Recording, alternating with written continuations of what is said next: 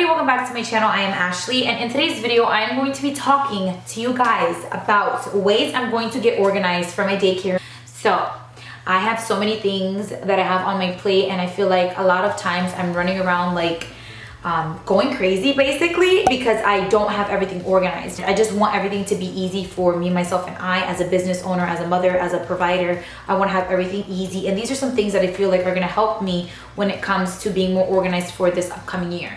So we're gonna go ahead and get started so you guys can get a better understanding of what I'm talking about. So the first thing that I have is attendance sheets. So I never take attendance for my children. Their sign in and out sheets are normally what I use, but I want to have this. So I'm gonna include a picture of it on the screen. I'll scoot over. So if you guys look at it, this one sheet of paper covers for the entire year. So I don't have to worry about making one every single month. I don't have to worry about making multiples every single week or month or whatever the case is. I have one sheet of paper that's going to show me the attendance for that child specifically for the entire year.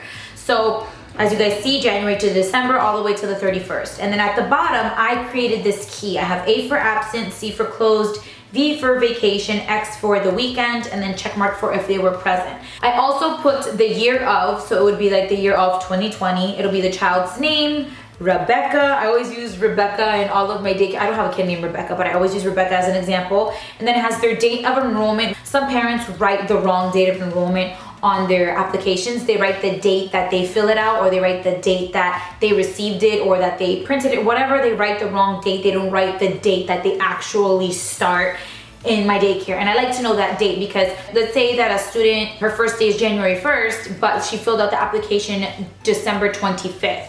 I don't want to think that she paid from December 25th all the way to January 1st. Do you guys get what I'm saying? So for me, I'm going to be putting the date of enrollment, and then I like to put the last date of attendance as well. I think that this is going to help me get organized, and then at the end of each year, I'm just going to file this inside of their file. And then if a child does unenroll, I would take this sheet and I would put it with their application, their sign in and out, all of their documents that I keep for them. I would keep this with them. So for 2020, I hope that this helps me. I started one sheet just to see how it would look, and this is what I have so far. I don't know if you guys can see it. Yeah, you guys probably can't see it. Well, there you go. So it has X's because those are the weekends. Some C's, this is when I'm taking a vacation. So I started to fill it in just to make sure that I didn't need to add anything else to my key. And so far, I think that this is gonna work for me. So the next thing that I have is a time in and time out sheet. So I also made this myself. And I decided to make this because I was reading in a daycare forum, and it said that the more time you work, the more money you can, not the more money, but the more things you can claim on your taxes. And they say don't cheat yourself. So if you're working until 8 o'clock at night, make sure that you're writing that and you're logging your hours. I've never done that, and I'm going to be doing that this upcoming year. So again, I'm going to include a screenshot of what the sheet looks like. I'll just have the date, the time in, and the time out. And then I can calculate my hours on my own. I can get an idea of what I've worked or whatever. There are days that I've been working till like 6:30, sometimes 7, and I want to make sure that I'm keeping track of those days and those times as well. So I have two, one for me, one for my assistant, and then we will be filling these out, and it'll help us for when we're doing our taxes as well. So I have those two things that are going to be new that I'm going to be implementing in this upcoming school year. So the next thing that I have are monthly binders. So again, I did talk about these in my daycare haul.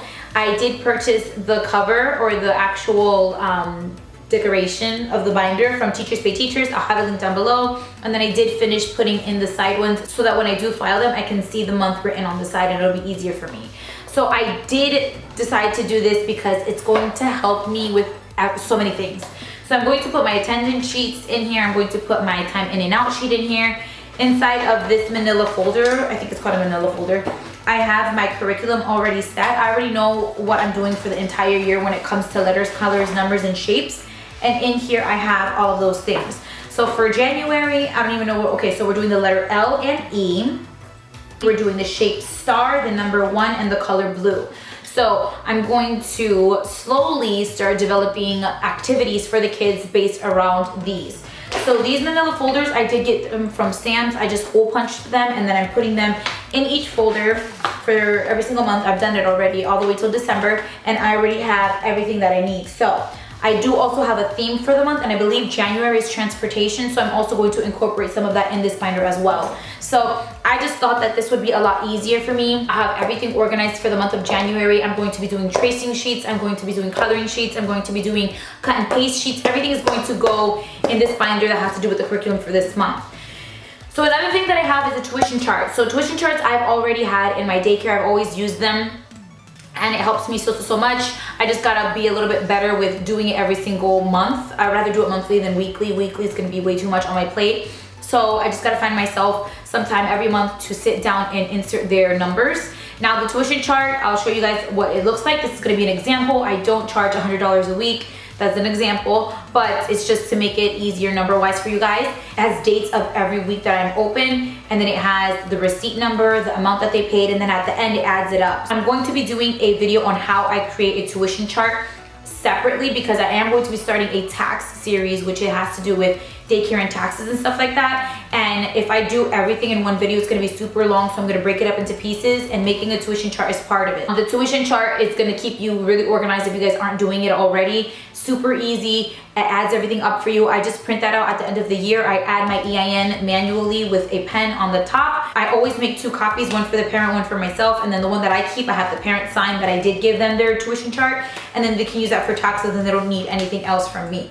So that's another thing that you can do to get organized for the year of 2020. And then the last thing that I did to get more organized for the year of 2020 is I bought a calendar.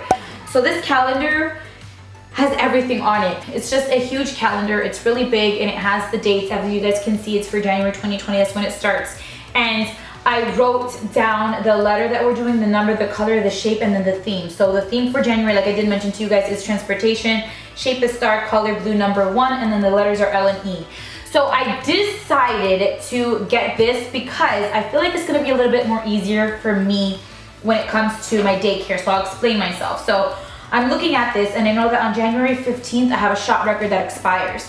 So when I'm looking at this, I can prepare myself, okay, this child needs a new shot record by the 15th, because you don't want to have an expired one on hand. You always need everything current.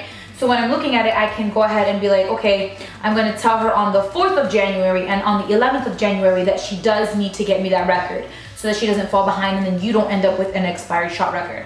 I also have birthdays, I have closings, and I thought that having a calendar specifically just for daycare, I was going to get a planner, but I don't have that much information that I need to be putting into a planner every single month, and I wasn't gonna spend that much money on it. I think I paid, I don't know how much I paid, but I think I got this at Target for like $7, and it covers the entire year, obviously. I didn't want to get a planner, and I didn't want to put this information in my planner because I was getting confused with my personal appointments and things that I need to remind myself with the daycare ones, if that makes sense. So I just got this calendar, and I have everything written down, and I have everything basically planned out for 2020 regarding closings and everything on this calendar. So I just placed this on my desk. I think I'm going to maybe hang it up somewhere in the classroom. So another thing I like about this calendar is it has this cute little hoopy thing that you can like put a pin into the wall and then just hang it up, and then it's right there for you. So I decided to just do this. It's easier for me. Like I said, I have every kid's shot record. When it expires, I have it written down already for the year of 2020, so that I can make sure that I'm getting records. If a child's gonna be out for a vacation, I can have that written down. Everything, like I said, for the year of 2020 is going to be written on this calendar, and I feel like having a calendar just for your daycare is gonna help you a lot. So those are some of the things that I'm doing for the year of 2020 to get more organized. I still have a lot of planning to do, but yeah, thank you guys so much for watching. I hope you guys enjoyed it. Please subscribe to my channel if you guys have not already, and I will see you guys in my next video.